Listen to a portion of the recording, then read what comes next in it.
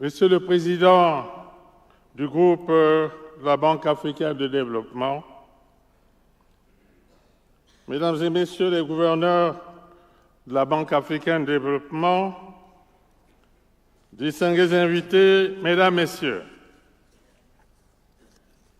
je voudrais adresser mes sincères remerciements au chef d'État et de gouvernement qui, malgré les contraintes du calendrier, ont bien voulu honorer de leur présence cette cérémonie dédiée à la célébration de la Journée de l'Afrique ce 25 mai 2026.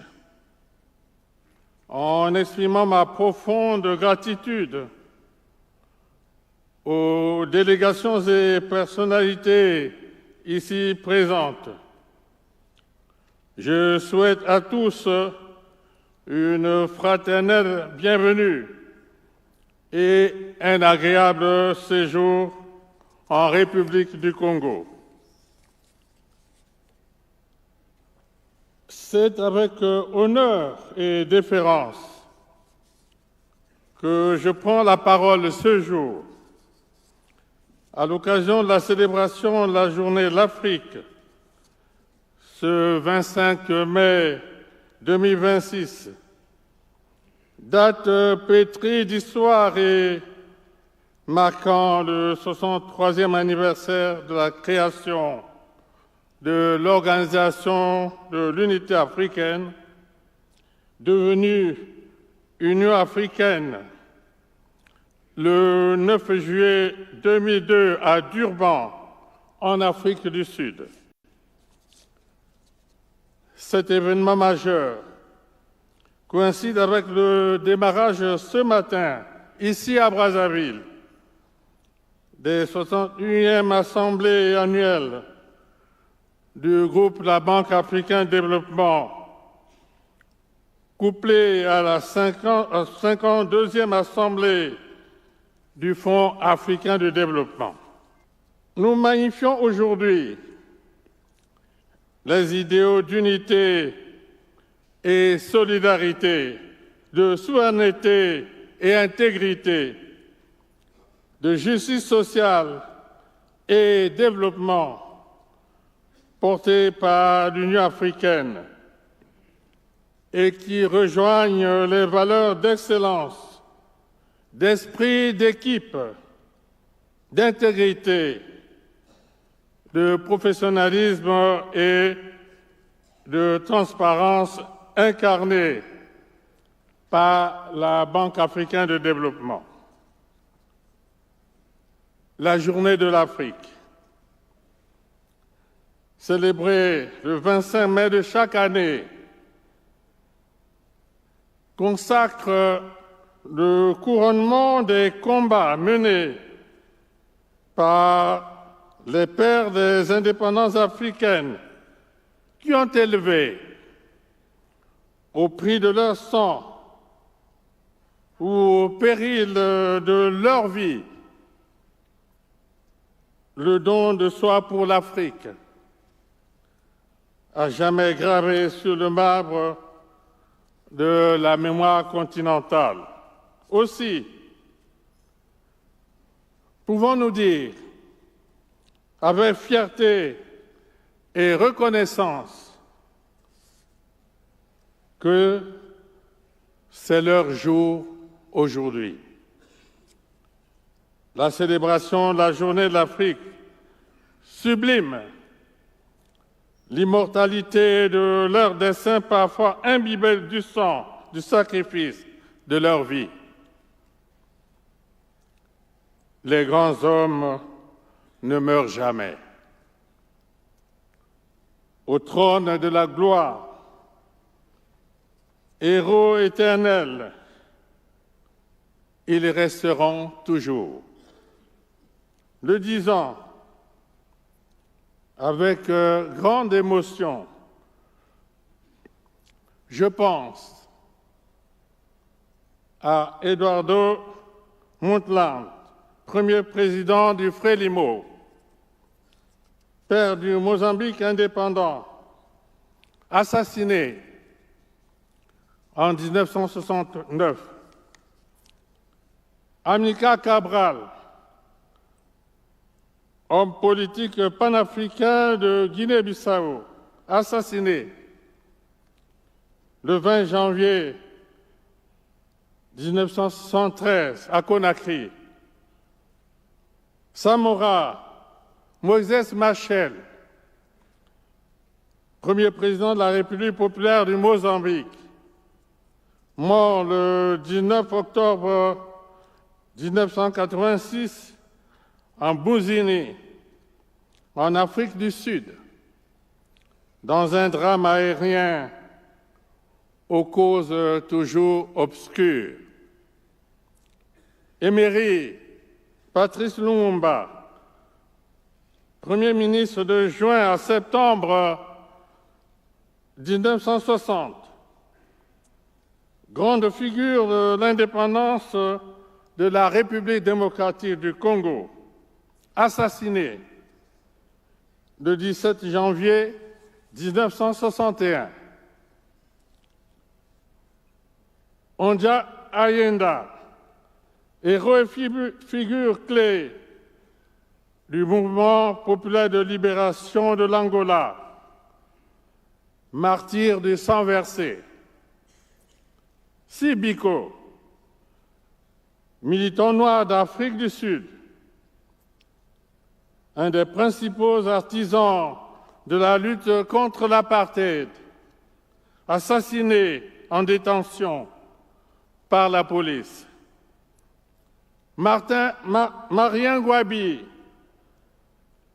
de 1969 à 1977, président de la République populaire du Congo, mon pays, assassiné le 18 mars 1977.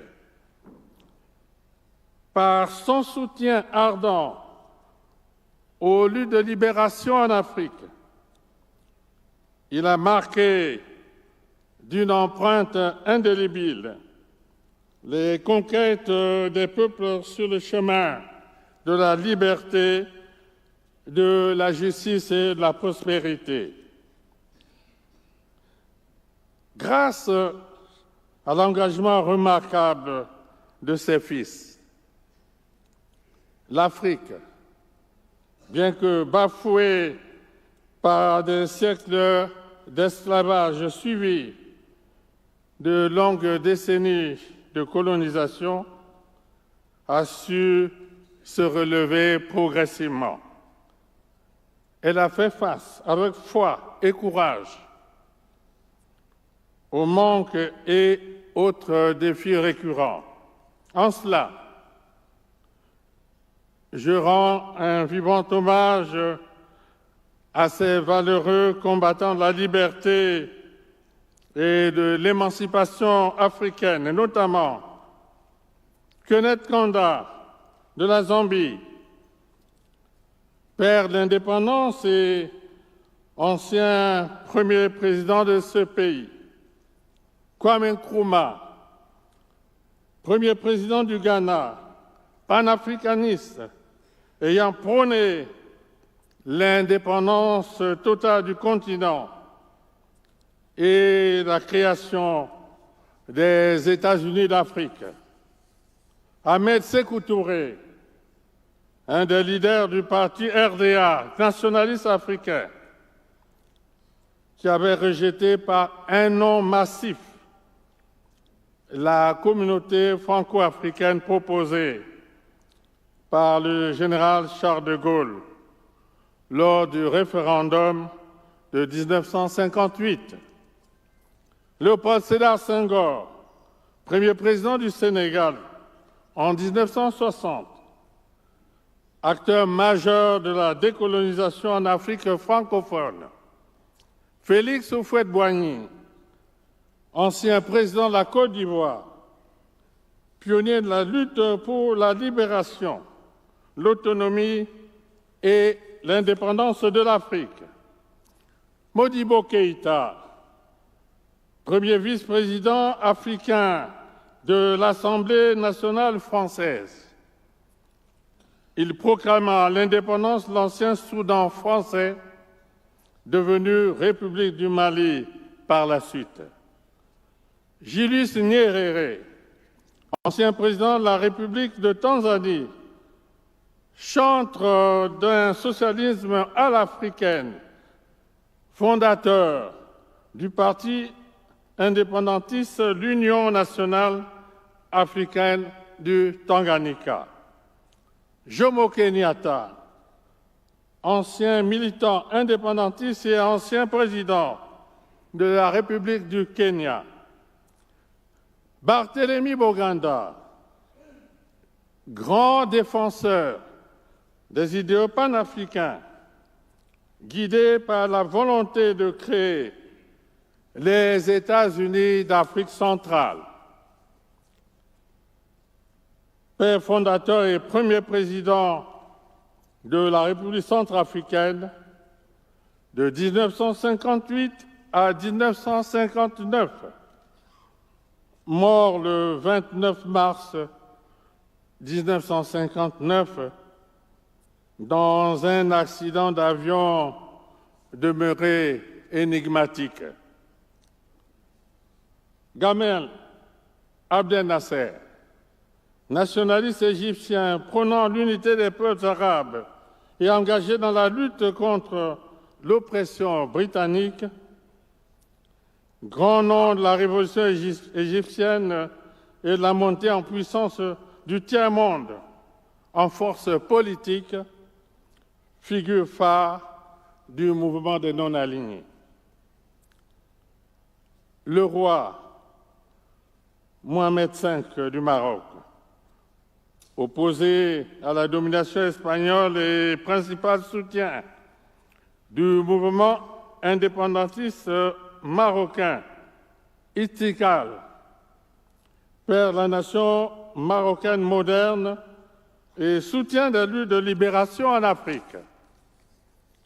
Ahmed Ben Bella, combattant de l'indépendance algérienne, leader du Front de libération nationale, FLN, ancien président de la République algérienne démocratique et populaire. Agostinho Neto, dirigeant angolais opposé à l'occupation portugaise, ancien président de la République d'Angola et président du mouvement populaire de libération de l'Angola. Nelson Mandela, ancien dirigeant de l'ANC, ancien président de la République sud-africaine après 27 ans d'emprisonnement pour son engagement dans la lutte contre le régime de l'apartheid instauré par la minorité blanche dans son pays. Kamuzu Banda, premier président du Malawi, initiateur d'un référendum sur le multipartisme, défenseur des droits des femmes. À l'évidence, notre propos ne peut être exhaustif et, de ce fait, permettez-moi d'associer à cette évocation ceux des vaillants fils d'Afrique qui, tombés avec honneur et dignité sur la voie de la libération du continent, n'ont pas été cités. De même, disons que la lutte pour la libération de l'Afrique fut aussi portée par d'éminentes et courageuses femmes, vectrices du message de liberté, de justice, de fraternité et de prospérité à travers le monde, à l'image de Chimpavita, prophétesse africaine venue du royaume Congo et engagée dans la lutte contre la colonisation. Winnie Mandela, grande militante de l'ANC, icône de la lutte contre l'apartheid. Miriam Makeba, artiste sud-africaine aux œuvres musicales revendiquant, au-delà des forêts et des océans, la libération des peuples d'Afrique. Il n'y a pas de grands effets sans grande cause, ni d'exploits extraordinaires sans un cœur hors du commun, un cœur grand ne peut engendrer que des géants. Il enfante des dessins à sa mesure. Ce sont nos héros qui sont sacrifiés pour le continent, se sacrifier pour l'Afrique. Il fallait avoir un grand cœur. C'est ce qu'on appelle un dessin à sa mesure. C'est Pline l'Ancien, un écrivain naturaliste romain du 1er siècle qui s'interrogeait. Quelle nouveauté nous vient d'Afrique? Tout simplement parce qu'à l'époque, l'on rapportait qu'en Afrique, les bêtes sauvages s'accouplaient entre elles, y compris entre races différentes, en donnant naissance à des monstres.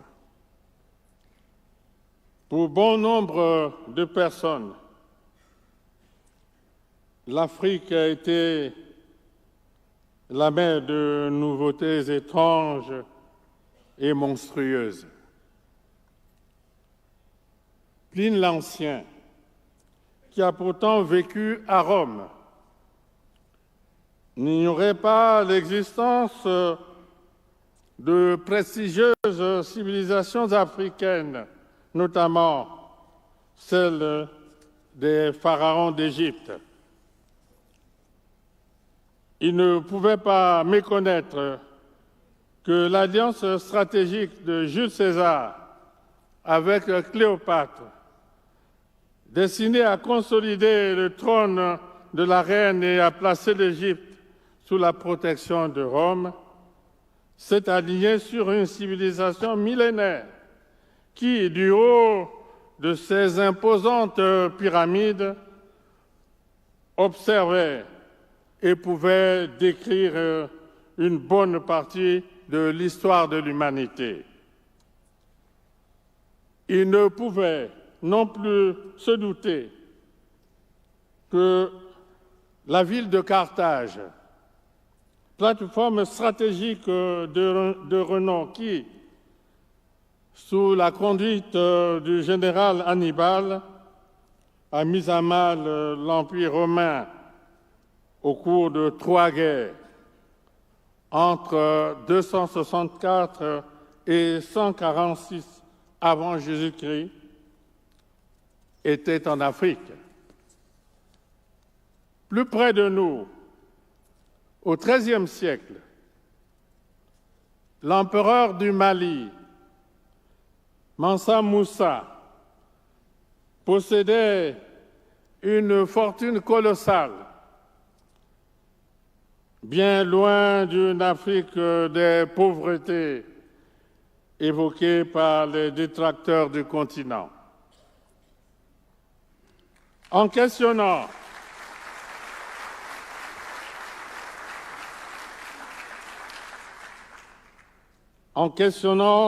le cours de l'histoire, la science a fini par donner des réponses tangibles aux adeptes du négationnisme des civilisations africaines. La découverte de fossiles d'Homo sapiens au Maroc, la localisation de Toumaï au Tchad comme ancêtre le plus ancien de la lignée humaine sur la planète, le décèlement des squelettes les plus âgés dans la vallée du Rift, Éthiopie, Kenya, Tanzanie, témoigne de la primauté de l'homme africain et de sa civilisation s'agissant des origines du genre humain. Parce que l'homme tire ses origines du continent africain, comme le confirment de nombreux archéologues de renommée mondiale. Daignons clamer avec fierté que l'Afrique est le berceau de l'humanité.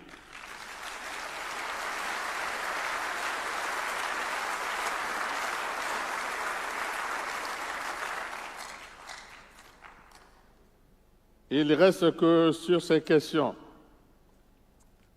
les arguments ne manquent pas pour le débat.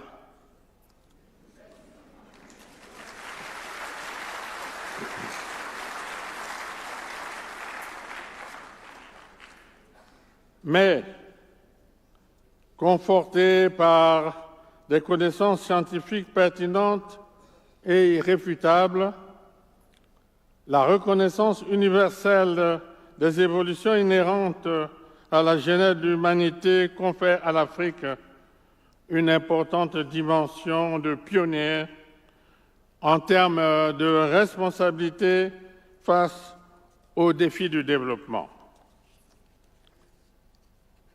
Un célèbre paysagiste avait vu en Afrique la forme d'une clé, instrument habituellement utilisé pour ouvrir les serrures.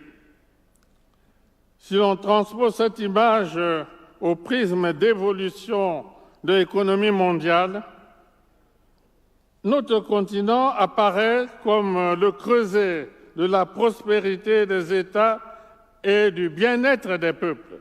Dès lors,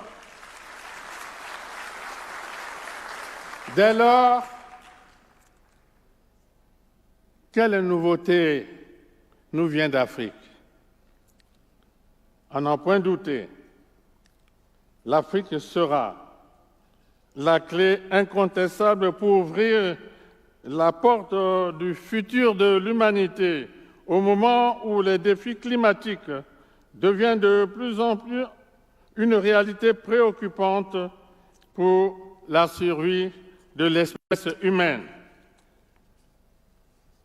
Quelle nouveauté nous vient d'Afrique? En toute objectivité, avec plus de 600 millions d'hectares de forêt, l'Afrique demeure le deuxième poumon vert de l'humanité par son immense couvert végétal, objet des enjeux écologiques actuels en lien avec la survie de la planète. Dans ce registre, permettez-moi de souligner la nécessité de préparer minutieusement la mise en œuvre de la décennie 2027-2036 des Nations Unies pour le boisement et le reboisement, adoptée par l'Assemblée générale de l'ONU à l'initiative de mon pays, la République du Congo. J'en appelle une fois de plus à la mobilisation sans atermoiement de la communauté internationale pour une application efficace de cette résolution. Quelle nouveauté nous vient d'Afrique?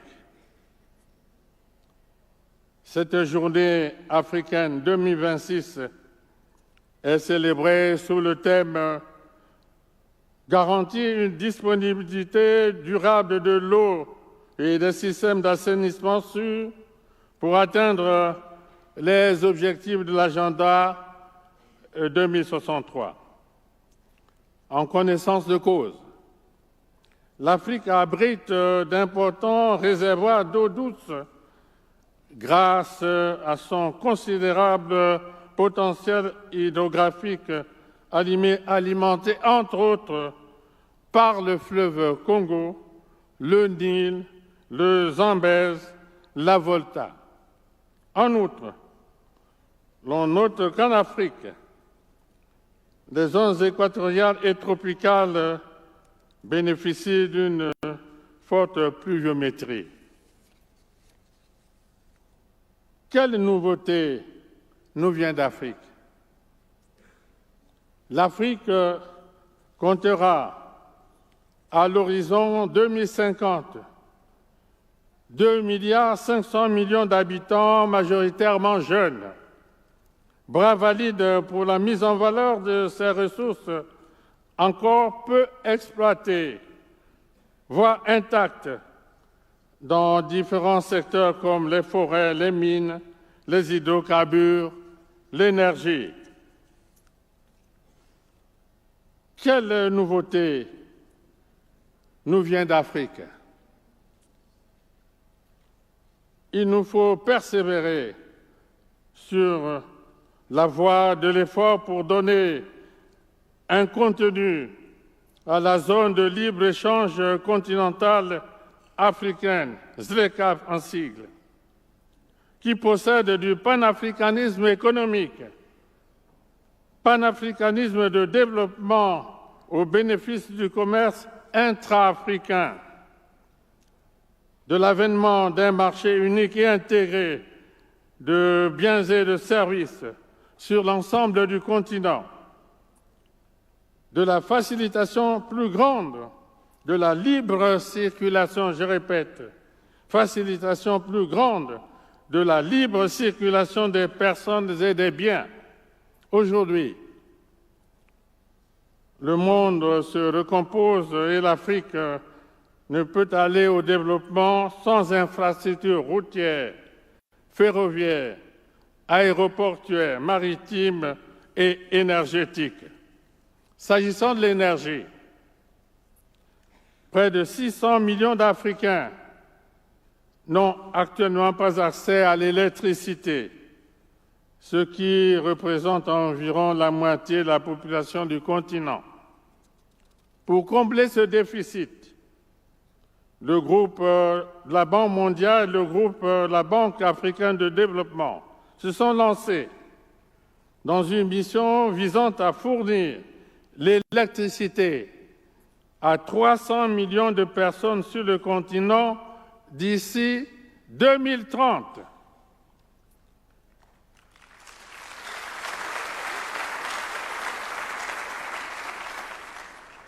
Sous le nom de Mission 300. Cette initiative historique combine une augmentation des investissements dans les infrastructures et des réformes globales dans l'ensemble de la chaîne d'approvisionnement en électricité. Elle permettra non seulement de transformer le quotidien des populations et des entreprises, d'alimenter en électricité les hôpitaux et les écoles, mais aussi de créer des opportunités d'emploi et de favoriser les investissements et le commerce. Cette initiative est désormais sous-tendue par la déclaration de Dar es Salaam sur l'énergie, adoptée le 28 janvier 2025. Du fait de leur coût particulièrement onéreux, aucun État ne peut indistinctement de ses potentialités s'engager tout seul dans la construction des infrastructures de développement, en comptant uniquement sur ses propres moyens. Il s'agit pour l'Afrique de ne pas courir sur les chantiers battus des égoïsmes et des nationalismes étroits pour aller se réfugier sous des abris quelconques. Il s'agit pour l'Afrique de se solidariser, de parler d'une seule et même voix et de consolider les équilibres à travers des grands ensembles sous-régionaux et des communautés économiques régionales de développement.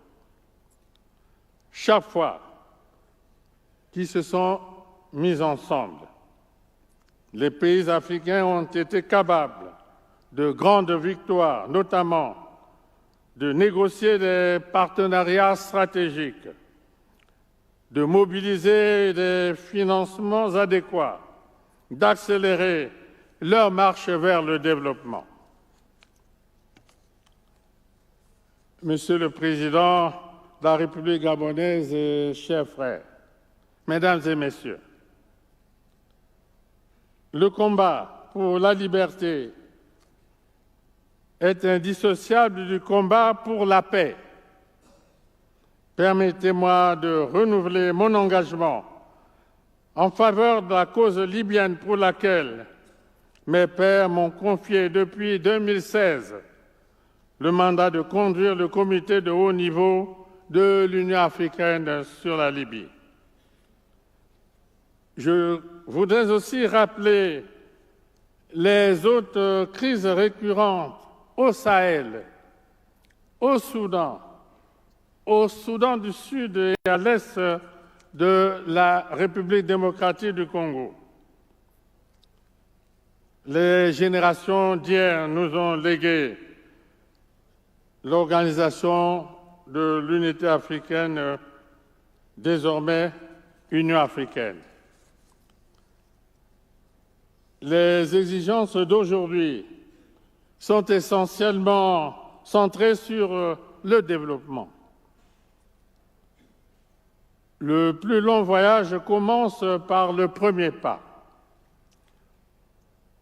En ce qui nous concerne et en lien avec la consolidation de notre engagement en faveur de la vision des pères des indépendances africaines, la liberté et l'émancipation des peuples africains, l'accélération de la libre circulation des personnes et des biens sur le continent, l'intégration des États avec, à terme, l'usage d'un passeport africain unique, la matérialisation, une fois de plus, de mon engagement en vue d'une Afrique unie, souveraine et prospère. Je saisis cette occasion solennelle pour annoncer ce jour qu'à partir du 1er janvier 2027, l'entrée en République du Congo ne sera plus jamais soumise au visa pour tous les peuples africains.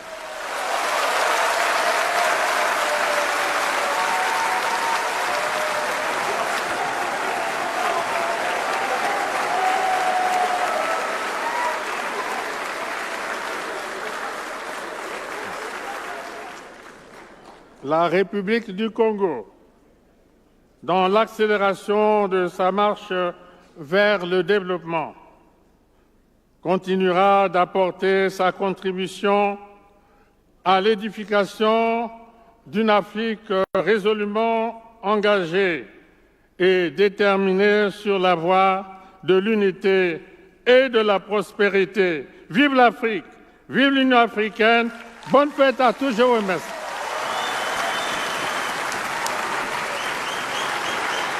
Dans la vie culturelle congolaise, la peinture n'est pas un art mineur et l'école de Poto-Poto, en plein cœur de Brazzaville, n'est plus à présenter. Cette toile, qui a été réalisée à la demande de la Banque africaine de développement, va être mise en dépôt au Musée national du Congo.